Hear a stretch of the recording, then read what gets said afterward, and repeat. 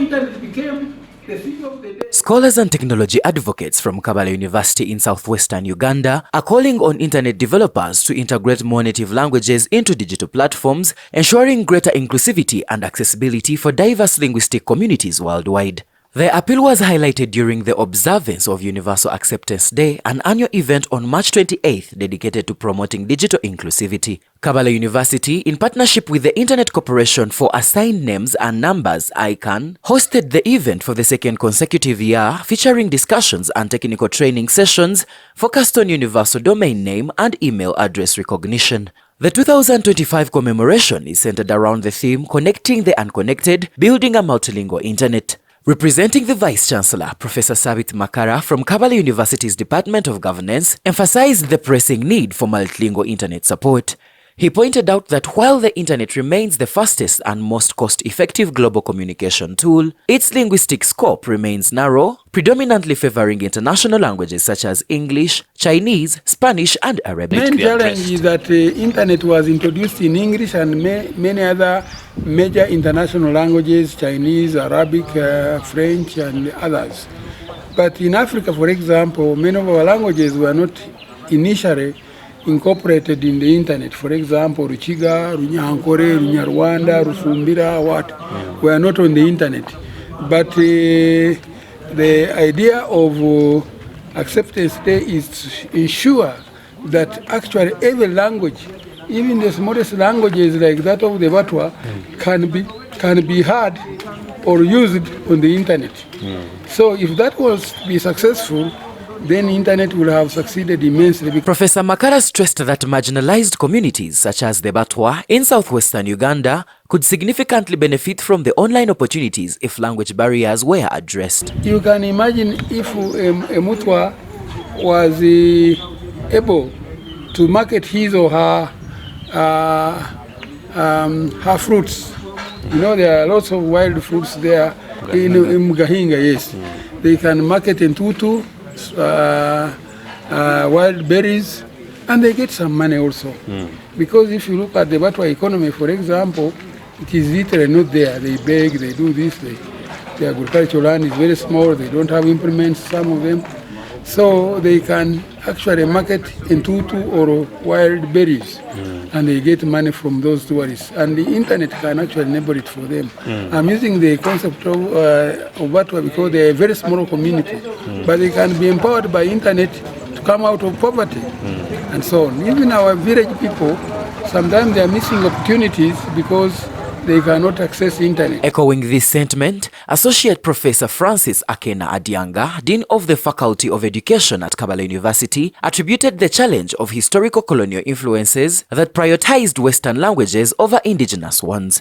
He explained that East African nations adopted English and French as primary communication mediums. Local languages were sidelined in digital development. Aspect of new colonialism.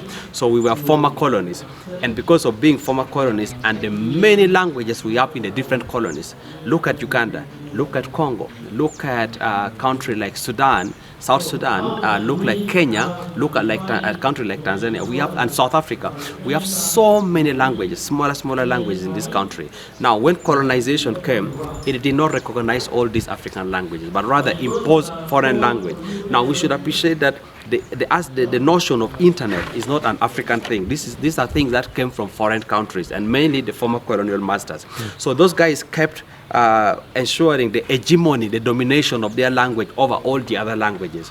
But now ICANN is coming up to try to make a breakthrough there and say, let's remove the veil, and then we make internet recognize every other language, but mainly not in terms of content, but rather the email addresses. So that's Nonetheless, Akena applauded organizations like ICANN for their initiatives to enhance language diversity online, fostering a more inclusive digital environment. Notion.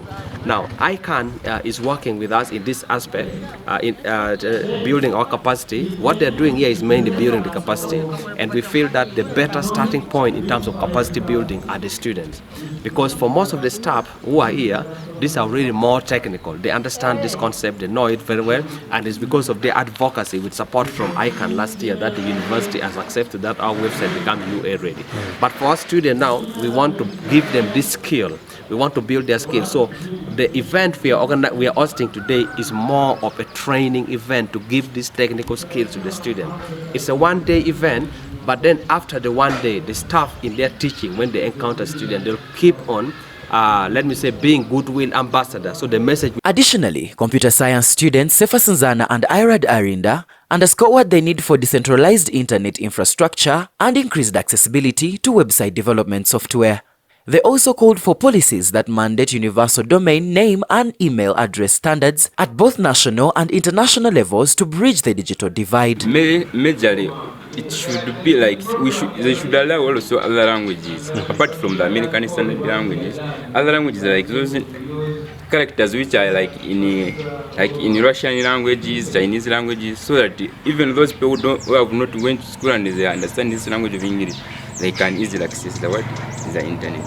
So if you're developing, for them to say that your system is UA compliant, there are those people that do what? That make these policies and continue improving them. But it also narrows down and zeroes down to a country like Uganda. Yes, so that, for example, that internet censorship, there are very many people who would have something to say about it. Why do we really need to reach at that place? You get? So there are policies that the government bodies under the Ministry of ICT, for example, they do have that power because it's a country. So they can say that from today, we do not want anyone that has Chinese email address. So if you're creating, make sure that